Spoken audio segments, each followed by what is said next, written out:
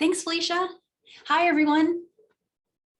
Happy Friday, and welcome to our seed bead clasps class. So this is a way to create your own toggle clasp this will work for any design, but I'll go over, I'm going to teach the toggle first, and then I'll go over this design, which is a recap of another class that we did. And so if you've got your handout, on the first page, there's an active link to the previous class it was called the crystal cuff.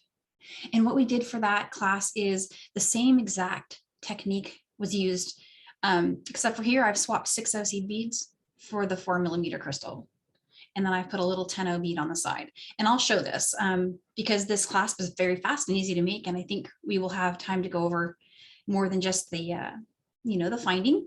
But yeah, this is just a little way to take and make a perfectly matched, design and put it together fast. So here on my mat, I've got a couple of things going on. I've got the clasp that is separate from the design. And so what you're seeing here is this was just the kind of the same thing as we did in that cuff class with the crystals, but I just did it with 6/0. That's the amber mix and the barley ivory colors there. And what I made here is a toggle and a ring. That'll fit perfectly and match perfectly because I used the same beads. And it's fast, it doesn't take very long to make. So that's what I'm going to show you today. And there's a lot of possibility here that you can take this to the next level and make, you can make earrings and you can make all kinds of other things. So this will open up lots of ideas for everybody, I'm sure. I'm going to just start with making the ring first. So what you'll need for the ring is you'll need some SuperDuo beads. And I've got our easy to see zoom colors today. And let's see, I'm going to hit some buttons here and I'm going to zoom in just a little bit, if it will let me there. This worked earlier, but we're learning some tricks for Zoom. Well, I think it's okay. There we go. So yeah, I've got SuperDuo beads, and then I've got some size 10 Czech rounds. And so those are what we're going to be using first. And then we'll pull in some size 6 seed beads. And at the very end, we'll pull in some 8s. And what we want the 8s for is just to create that little connection. And the 8s were also used in the bracelet. So you can match your design to your bracelet exactly. So let's start with this. Just get these going.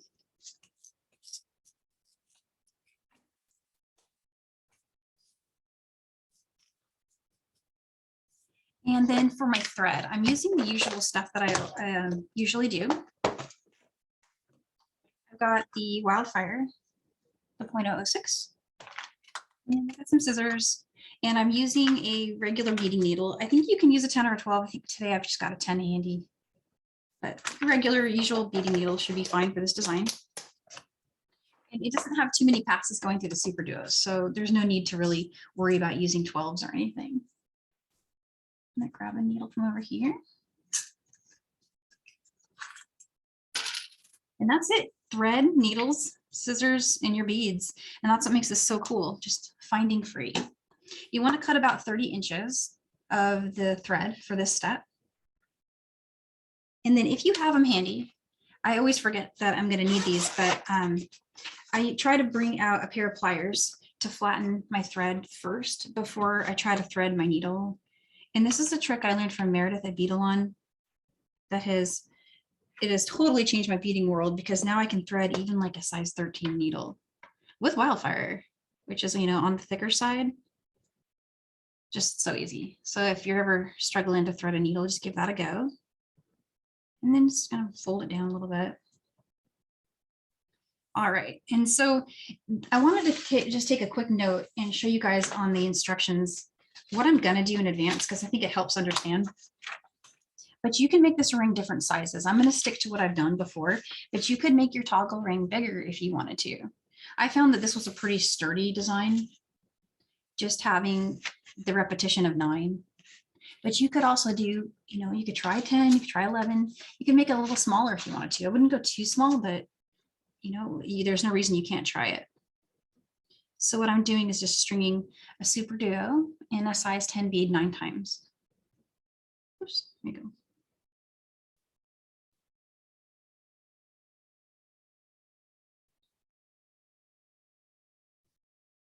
Okay, there's 6.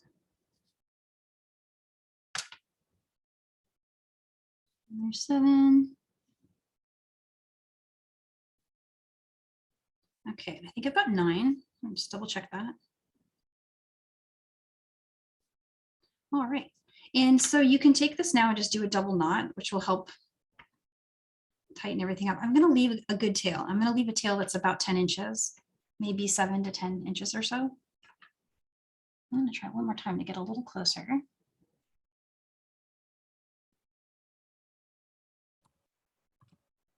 Danielle? Yep. While you're doing that, tell us the name of that SuperDuo color again. Oh, it's turquoise. It's this color here. Perfect. Thank you. I was sure, but I didn't want to guess. For some reason, I can't make it zoom in like we did before. So I'm wishing I could do that. I'll have to experiment with that. All right. I'm just tying a double knot and oops, and it looks like I need to add one more. One of my 10s fell off there. Sorry about that. It just fell off the end. You want to have, the goal is to have a size 10 seed bead in between every SuperDuo, including the last one.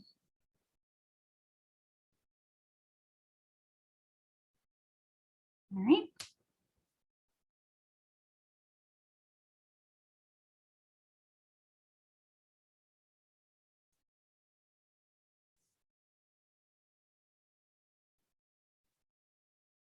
Okay, and there's 2. And so that's, it's pretty tight. But I'm going to go ahead and go through the SuperDuo here. And I'm just going to go around one more time just to strengthen it up. That won't take but a second, but it's a good thing to do. And you could do it before you tie your knot if you wanted to. I just find it easier to do it after I've got it tightened up.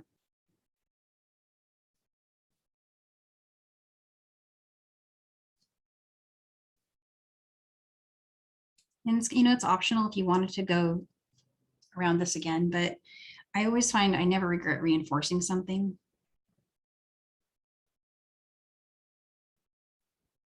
I'm just trying to get through as many as I can here.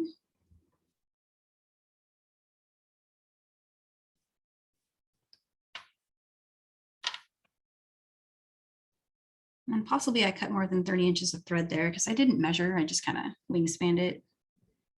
But you don't really need a lot of thread for this design. Okay, one more little step here and I'll be right there. Almost to that spot. There we go.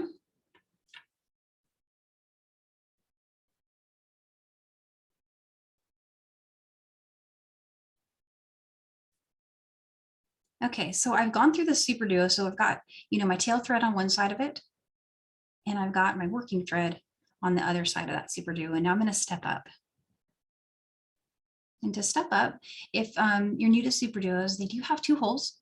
So I've been working in just one of the holes, the same one, and it kind of just doesn't matter which one you pick up. It's going to take that configuration no matter which side you pick up because they are symmetrical. But now I'm going to use that hole that's at the top as a way to step up in this ring so I can work the outside. And this part is super easy. We're just going to bring out some size 6 beads. And a nice in a nice bright color.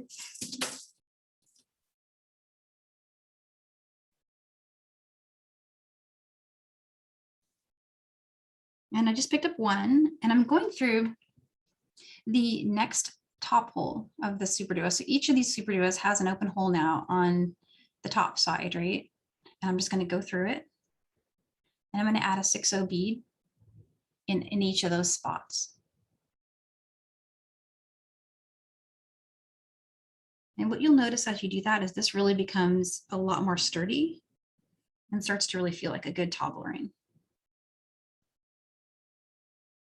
And it's a chance to introduce really cool colors. But another idea that I'd had about making these is, depending on the look you're going for with your design, a monochrome like this, where you just match the color of the SuperDuo to the 10 and to the 6, where it's all just one color, which is kind of what I did here. The center one's kind of contrasting, but see, it just makes it look like, if you did, for example, if you did that in silver, it would look like a silver. It's something I kind of wish I'd thought of before when I did the designs, but you could do silver and gold like that. And it might look a little bit like it's the, a metal finding. Okay, I've got to my last one here. And I'm just going through the SuperDuo. And now just really quickly, I'm going to grab those pliers that I had before. I'm going to flatten this one. Grab another needle from my stash here. And this is the tail thread that I'm using right now. It's going to get that one threaded.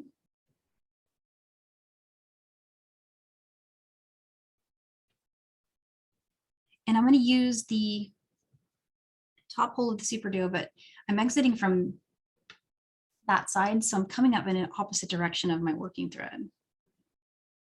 Going just through the SuperDuo there. So now I have these two strands here hugging my SuperDuo bead. See, coming out each from one side and the other. It's going to get some security. And one thing you could do, it's totally optional, is you can take this working thread and go around one more time. And I think I would, if I wasn't live, that's probably what I would do. And that is what I did on this one. I went around twice just to make it stronger.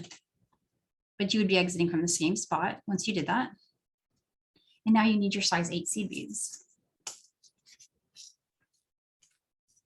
And so since this is the ring side, you don't need to use as many, like 3 is probably good. You could do 4 if you wanted. Depends if you're trying to add length to your bracelet. It's a chance to do that here, but I think I've been going with just 3.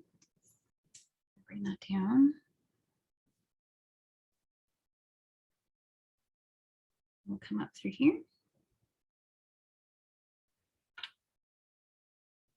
And you get a chance to center it. Now it's not reinforced yet. At the moment, we've just got, these 2 strands are the only thing really holding it together, with the stem here. But when we attach it to the bracelet, we'll have a place to turn and come back up and reinforce all that. So for now, I'm just going to set this aside.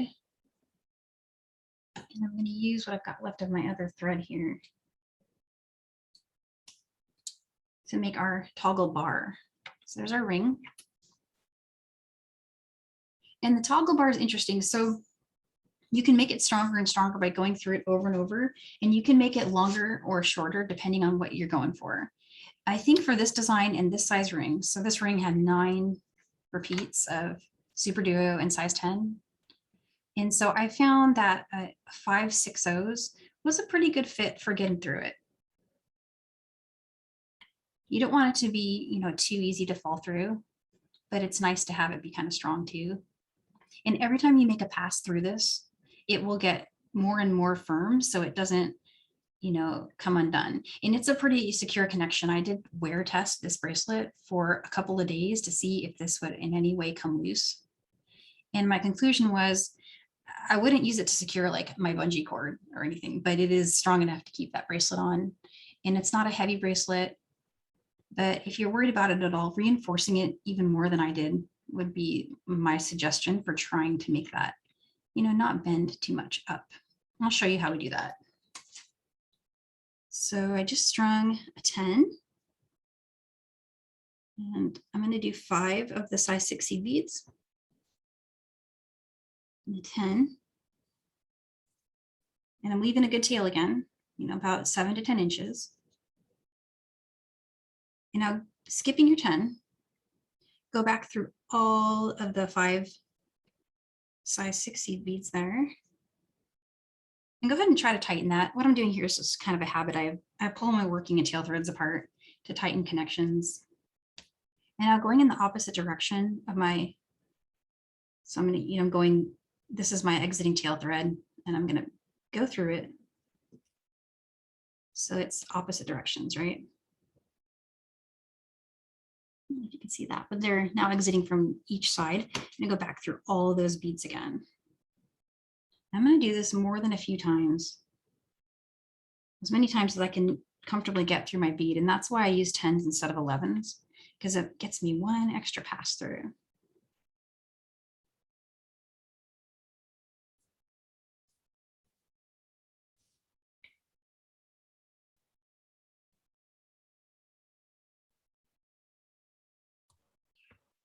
Danielle, I'm watching you do that. I know Yeah. we're going to have time to demo this more than once, but Yep. you're going through the big beads and then you're kind of looping over the little bead. Yeah, just going through them. And I'm going through them in the opposite direction as my tail thread in this case. So I get a chance to tighten it, just like that. And I'm doing it a lot of times. And the reason I'm doing it so many times is I want it to be strong. And every time I make a pass through it, I think this will probably be my last pass because it's starting to get cranky. Yeah, so I'm gonna, when you can no longer get through here, that's when you know you've got a pretty good strong toggle bar. So now I'm just gonna try to exit from my third 6-0.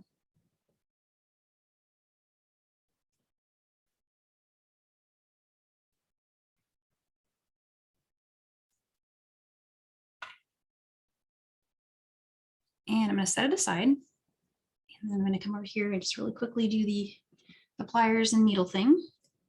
Working with the tail thread now that I've got out.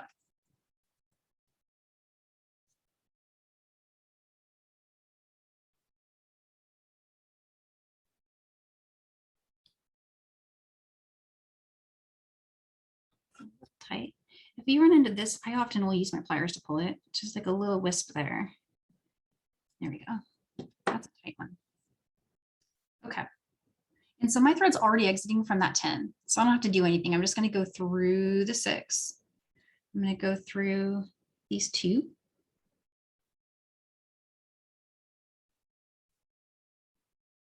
And it's really tight now and it doesn't want to bend. And that's good. It's a little bit difficult, but use your pliers if you have to. These are 6-0 beads, so you don't have to be too scared about them getting broken. There we go.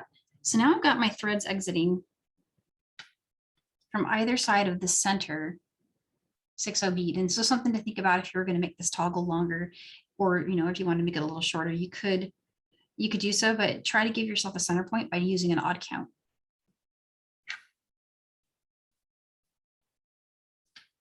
And now, since this is the bar side of a toggle and you usually kind of want some wiggle, I might go with 4. You can even do 5 if you wanted. 4 was okay for me. It worked pretty good with clasping it. It was easy to get on and off. And there it is. There's our toggle bar. And so these are they're ready to go now. They're ready to attach to whatever design you've got going. And so, yeah, that's what I've got going here. And I'm going to try one more time to make my video zoom in. We were experimenting before class with it and it was working so great, but for some reason I can't get it to, but I think it's probably still okay. All right. And so I'm thinking, let's see, where are we at? We're at a good time.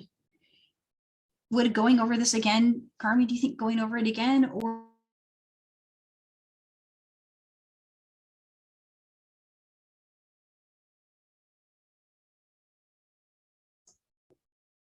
Sorry, was I muted there? No, Danielle, my apologies. That was me. No worries. I didn't mean to do that. So yes, I want to catch you up on the sidebar. Perfect. So a couple of things. First of all, by the time you finish the first part of the class, we all realized we were planning earrings. So yes. That circle is just spectacular for other things.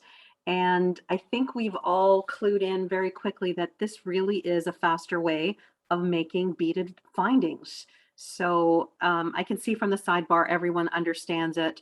And yeah, you've definitely convinced them, because I thought this was going to take much longer. So let's walk through it a second time.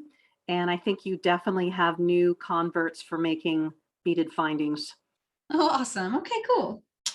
Yeah, let's just quickly breeze through making it an additional time. Set these aside. And what I'm thinking is I'll go a little faster than before. I want to be able to show you guys connecting it.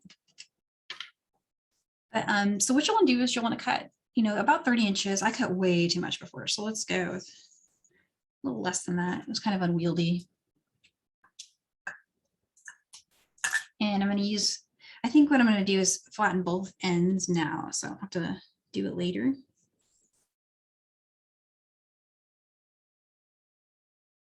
There we go.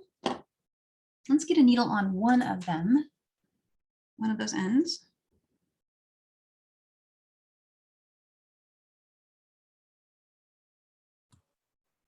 And then you'll want to string a repeat of 9, SuperDuo, and 10. So go ahead and pick up 9 of these guys.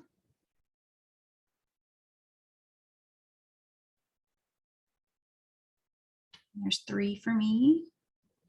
And I always forget the last 10 for some reason.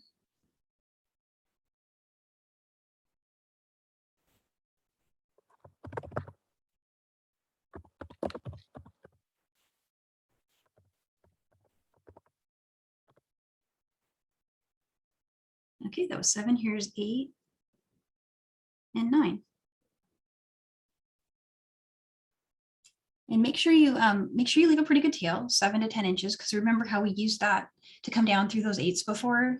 It becomes part of our sew in later. So you do want to have something to work with there. And what I've been doing is double knotting it, but you could just go through it all again if you didn't want to do a knot, or if you wanted to knot after that. It's totally up to you. All those different variations they'll all work just fine for this design.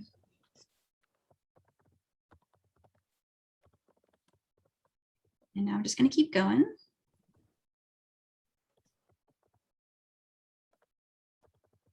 To reinforce it. That's what I'm doing here, just going through everything.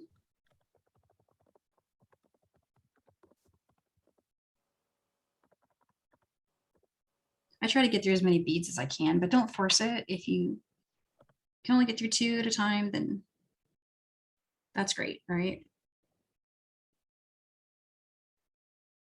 Here's my 2.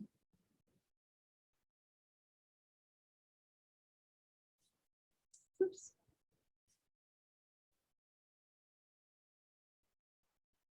All right, and now I'm going to keep going through that SuperDuo bead. Hopefully. If you run into your knot over here, pull on your tail and it'll get the knot to come out of the SuperDuo's hole. So it'll stop blocking you, or alternatively, just knot it after this step. So both of those are great options. And so from where I am right here, I've reinforced the ring. I'm going to step up into the hole that is on the top here, the top of my SuperDuo that I'm exiting, and making sure it's the same one that my tail thread's coming out of on the other side, so that all I have to do later is just bring that up, right? In fact, I'll just do it now. Why not? There we go. Now it's ready to go. And so grab some size 6s and then fill in each of these spaces by going through the top hole of the next SuperDuo in the ring.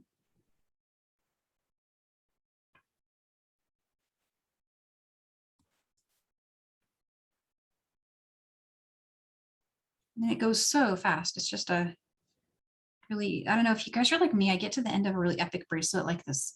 That herringbone cuff is not in, a couple hours project for me. It's maybe 2 to 2.5 or so. I don't really want to spend a load of time making my clasp after that. I want my finished piece, right? And so this is just a way to get done with that.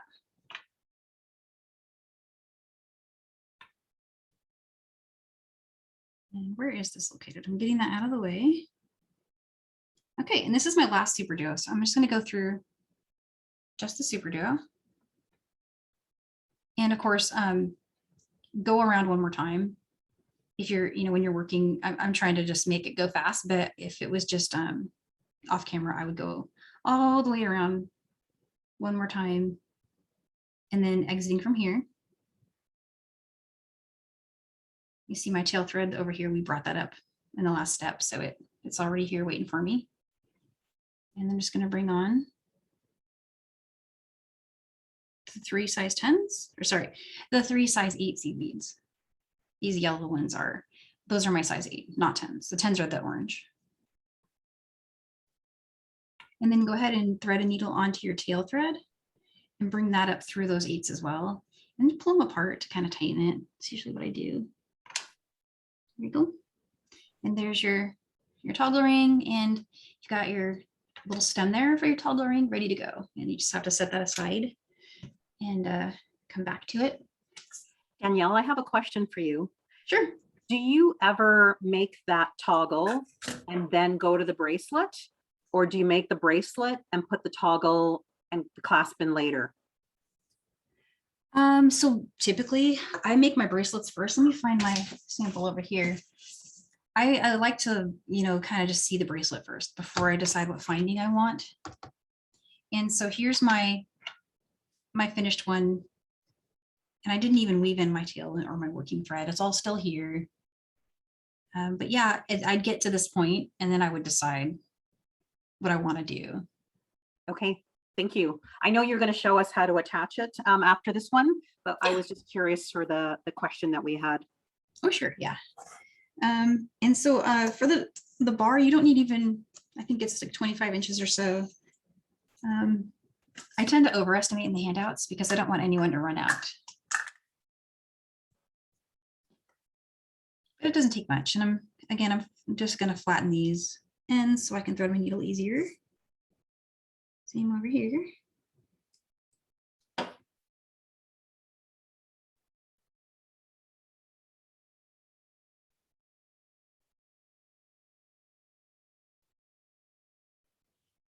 And then for the bar, we just want to pick up a size 10 and then 5 of these size 6 seed beads. And then 1 more 10. And you want to leave a really good tail, 10 inches or so. We're going to use that. And then start coming back through. So I'm skipping that size 10 bead. I'm going to go through all 5 of those size 6 beads. And then I usually, when I get there, pull them apart, the working and tail thread, to kind of tighten that 10. What happens when you do that is that kind of turns it to 90 degrees. I don't know if you can see what happened there. But that bead made a 90-degree turn when I did that kind of pull apart thing. That'll help you later with getting, not only getting out over here with your needle, but getting through it. And then when you get over here, you'll notice your size 10 beads just hanging out here on the tail thread, kind of loosely, and come in the opposite direction. So now you've got your working and tail threads exiting from 2 different sides of that size 10 bead. Another opportunity to tighten and make it go 90 degrees. It just kind of helps you get through it later. And so now, as we did before, I'm just going to keep going basically as many times as I can get my needle through. And when I get over here, go through the 10. And then I'm going to go back. And again, I'm going to go through the 10.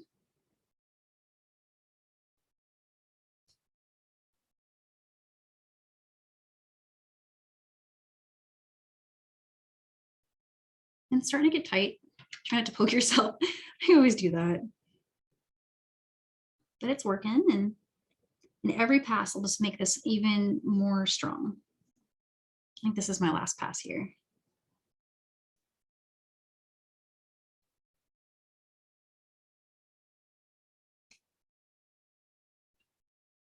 There we go. Okay, so I just want to exit from. I think I'll go ahead and this is the 3rd bead, the 3rd 6/0 bead.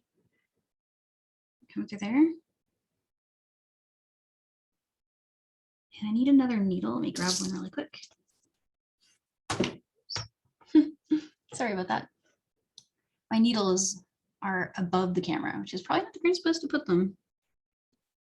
This is my tail thread that we left earlier. And I'm going to bring that over and thread that needle.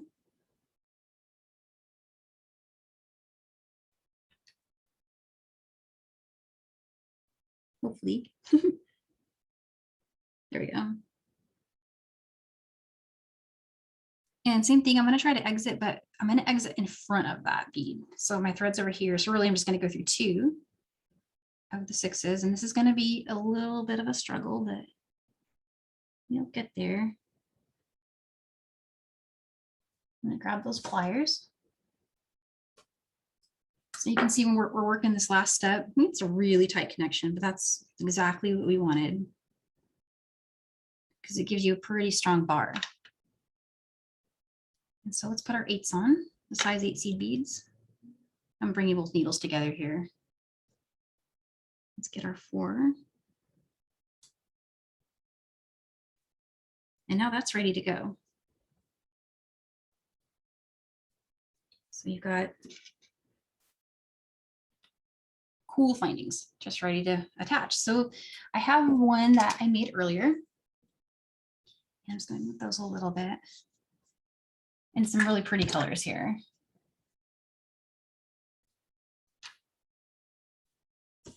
I really love this.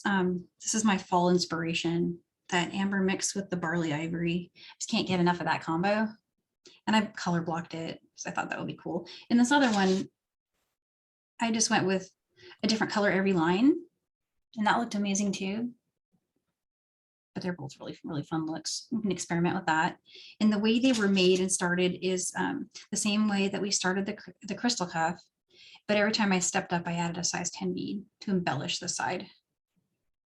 I thought it was kind of neat looking, and it's optional. You don't have to do that. Danielle, you did get a question about if you could tell the colors of that brown bracelet. So are all the beads from the mix? They are. So the size 8 seed beads are these. They're that barley ivory color. Trying to make that visible there. And then the mix, I'm down to the last little bit of this tube here, but this is the amber mix. And it has about 6 different colors in it. So you can get a lot of cool designs out of that one.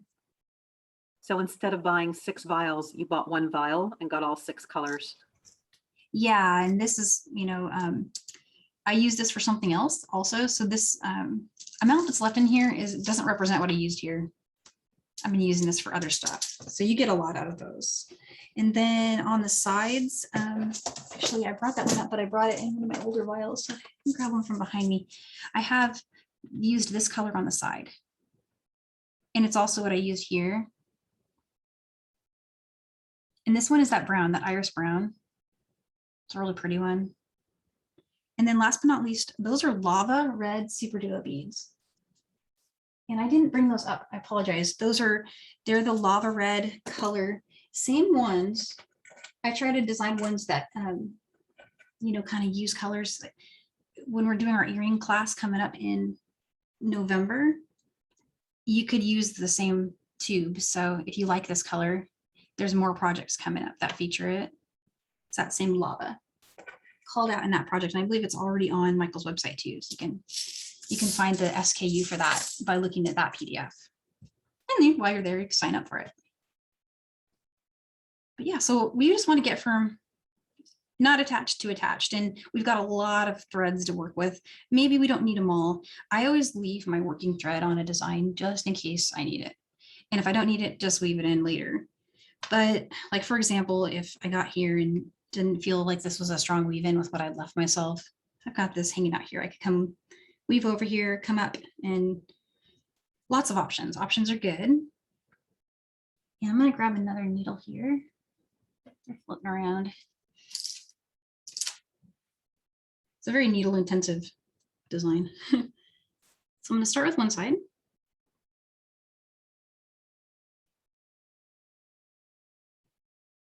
And what we have here is a even count design. And because it's even count, I don't have a center point to pull this stem into, but that's totally okay. I'm going to center it above the 2 center ones, these. So I'm going to go in one side and out the other and up into the toggle and do the same thing with the other thread. And they're going to hug these 2 center beads. And it's going to have a really cool effect of placing my stem right above those 2. So that's all we're going to do here. And on one side of your bracelet, you'll have your ladder stitch that you started. And so what I find myself doing is going through 2 on that side.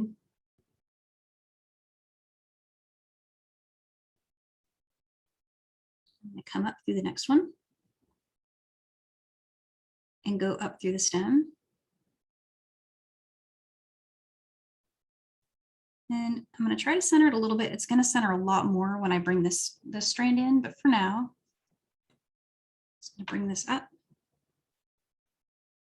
I'm going to try to get through that SuperDuo bead.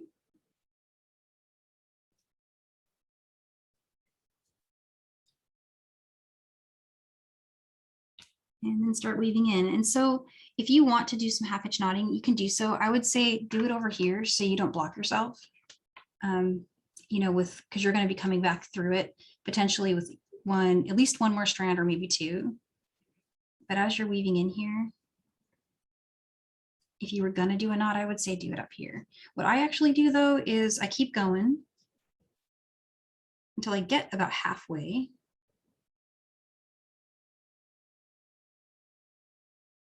And then just step down by turning and going through the bottom hole of that same SuperDuo bead. And as you know, with weaving in, turns are the key to making things not come, you know, undone later. And then, you know, I'll go through as many as I can here. Maybe I can get through 2 or 3 beads. And I got through that SuperDuo. And I'm just turning again. So I'm going to go through the top hole of that SuperDuo bead.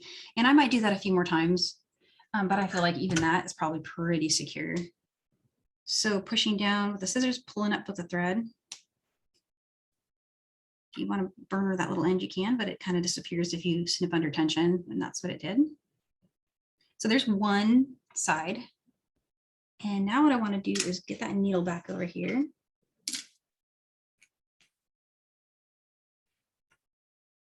I'm going to use the other side. So this was the other side that was coming out of the stem of that toggle ring. I'm going to use that to get through. Doesn't look like I flattened it. I thought I did.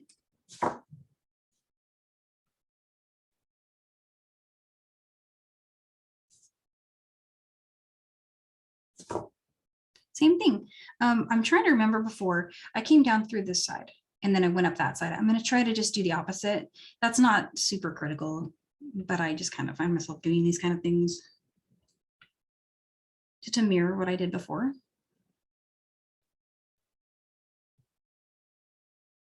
And then coming up through here.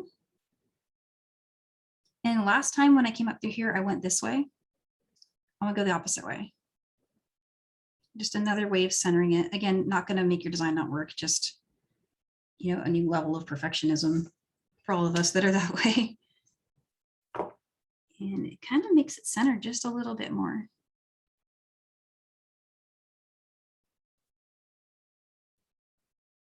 So same thing I did before, I'm just traveling. I'm gonna travel all the way through.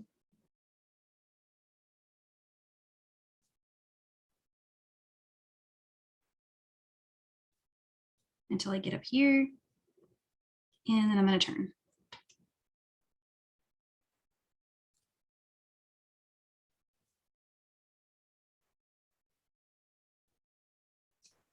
And then I kind of just let I don't really pay attention too much to which needle, sorry, to which bead I end up exiting from, but wherever I end up getting to. The first SuperDuo I find myself hanging out in, I'll be used to turn. So here's another one, great spot to turn. Another idea that I had was you could have left your working thread here and then brought the other one up to meet it and use that as a great way to knot. And then, you know, you don't have to go anywhere after that. So you're not worried about blocking SuperDuo holes. But for example, if I'd left that other thread here, I could come up and meet it and knot there. Weave each side into the other side and there you go. But, you know, that's kind of just however you like to do your weaving in. And so I don't feel like I need to reinforce that anymore. But if I did, I've still got my old working thread hanging out from when I made my bracelet. And I could bring that back up and through. I might just weave it in, not sure yet. But let's put the bar on this side. It's basically the same exact thing. I'll just do it again so you can see the difference. between the bar side and the ring. The only catch with the bar side is you end up with not having anywhere to weave in. See, on the ring we had all this great real estate as places to turn, and we had somewhere to go, but on the bar we don't. And that's the only difference. I don't like that needle. There's one that's just really tight for some reason, and I don't know why. And I keep hoping it's not the one I pick up, but it's always the one. All right, there we go. Okay, so same thing as before. I'm going to go through, pick a side, whatever, one of the center two.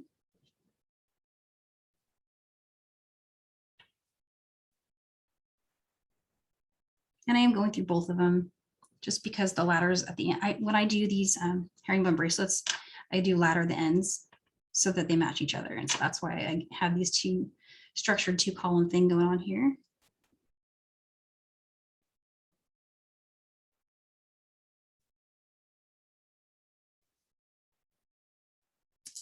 Oops, a lot of threads. So this is my working thread, getting that out of the way. This is the other strand. And so here's my exiting strand. A lot going on, but getting through those first 3, and then I'm going to pull tight, see what happens.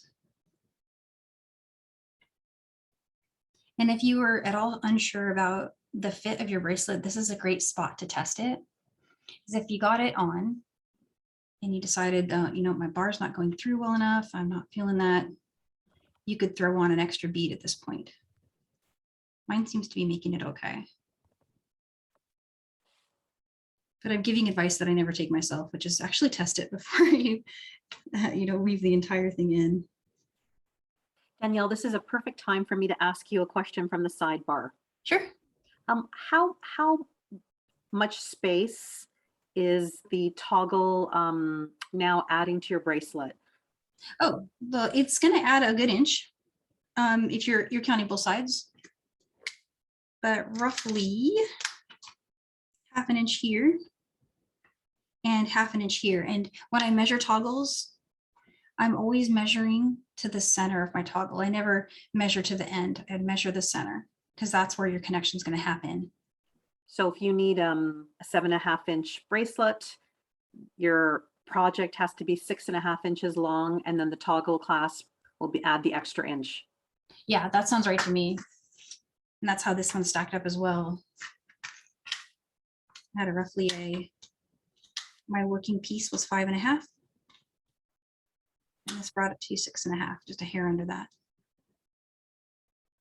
And it looks like I added 4 over there. Whereas here I just did 3. That can make a difference. So however many beads you use here will change the length. And that can be used to your advantage if you find yourself stuck and you're like, I don't want to have to add rows here or something. You just add an extra bead, you get an extra row out of that. That can give you a 1/4 inch if you did it on both sides. It doesn't help take away. So at this point right now, before you do anything else, you would measure. Yeah. Yeah, that's great advice that I probably wouldn't take myself, but it's the best practice. I get all the way to the end and I try them on. I can't tell you how many times I do that. I can see Sharon, she's laughing along with us because honestly, you're so wanting to finish it, right? Yeah, you get excited. Yes, now would be a good time to know and maybe add an extra bead or 2 if you needed, right? Yeah. And I did see one little thing pop up there, which is a really good point. Measuring it closed is a good point too, because it is, it's not super thick. We're looking at an inch. But yeah, if you have the bracelet bar and you want to place, that little board we used in the design class for bracelets, and you wanted to clasp it and set it on there, you could do that. And that would be helpful. If it's for you, try it on, try to buckle it and see if you like the fit. But yeah, definitely measuring it closed would be even better. When I measure flat, if I'm just kind of, I'm in a hurry, I always try to be, what's the word? Like I'll try to give it more length than I think I need. And I just kind of do that always because it's better to have it be a little loose than be too tight. But that said, I am not the gold standard for bracelet measuring. I still have so far to go on that. But I can tell you what not to do.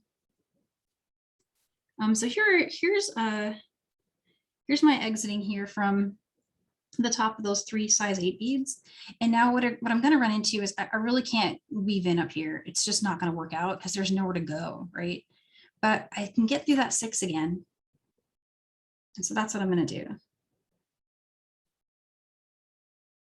One side and the other. And this will be really challenging. You might need to use your pliers. But if you got to this spot and you felt like your bar was too loose and you weren't happy with it, you could reinforce now again if you wanted to. I'm going to come back down. So I went through the size 8 seed bead and just came right back down. So there's one side done. And then what I would do is weave this in. And I just go down to the bracelet and just start following my thread path in the bracelet. And what a thread path looks like, in case that's new to anybody, is you're just doing the same thing you did before. Trying to get your thread not to show or stand out from what's already there. And turns are really helpful. So I use my step up as a place to turn. And then start heading back. So you can see where leaving a good tail is helpful. So you have enough to do this with. And I kind of wish I left myself a little bit more because this is very short. I'm going to live with it. I'm going to make it work.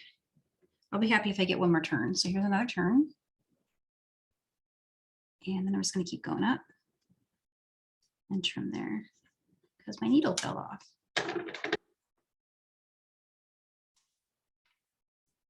Okay. And so same thing as before, we're going to just bring the other strand, which was the one we had exiting from the other side of that size 6, and then it went through the 8s. This is our original tail thread, I think. Same thing as before, but I'm going to go through the other side. Just to give that a little bit of centering, right, over the 2 center column there. So I want it to sit nice and snug there, right in the middle. And then come back up through here. And this is the one where you're going to be like, oh man, because everything here is starting to really, really resist the needle going through it.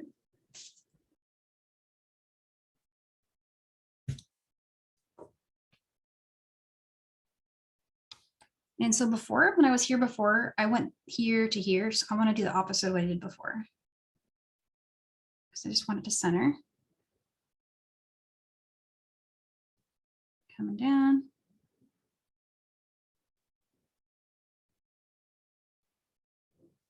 Let's see if I'm able to pull it. Yeah. Sometimes if you're trying to get your thread through and it really won't go, take the needle back out and put it back in. Sometimes I find that that is because I've punctured a thread, and that's why it's really resisting going through. And so you can either be like super aggressive with it and just force it, which I shouldn't have done that. It's better to pull the needle back out and try to, you really don't want to pierce your thread. It's not going to make your work more strong.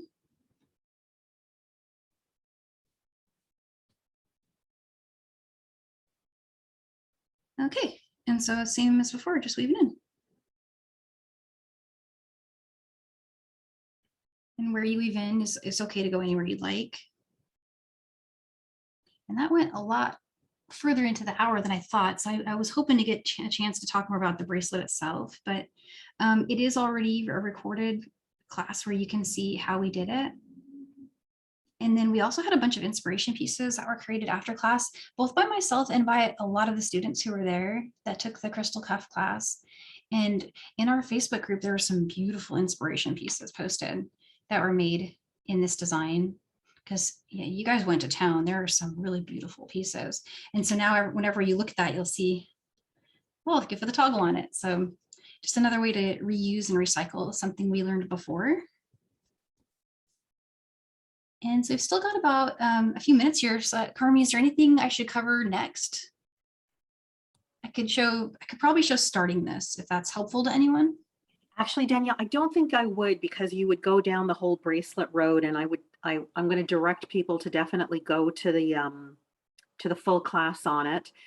I wanted to let people know they've noticed that you used a different edging technique Yes. on the sample that you have here.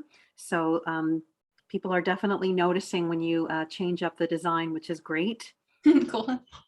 Yeah, I can tell you real quick how it was done. When we did our step ups, so when you were creating the crystal cuff, we'd do the herringbone stitch and you'd come up through the bead during the step up. When you do that step up, grab a size 10 seed bead and continue right along. And every time you do that, it'll throw this little bead on the side. And some people do, I used one single size 10 bead, but I've noticed that some people do like 15 O's. They'll do like 3 little 15 O seed beads.